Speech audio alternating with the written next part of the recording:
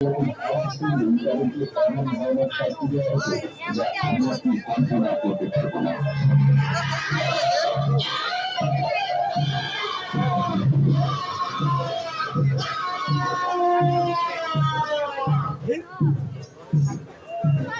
ভারতের স্বাধীনতার পর সিনেমার জেলের দুটি শাখা নষ্ট করে দেওয়া হয়।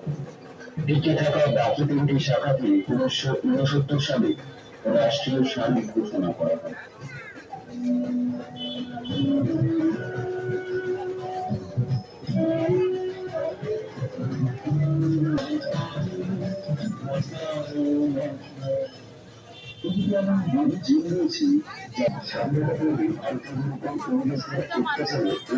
শাহরুখ হিসেবে ইতিহাসের পাতায় পরিচিত এই সেলুলার কিংবা কালাপানি জেল, জেলের প্রতিটা ইট সাক্ষী রয়েছে ভারতীয় স্বাধীনতা সংগ্রামীদের উপরে ব্রিটিশদের নির্মম অত্যাচারে।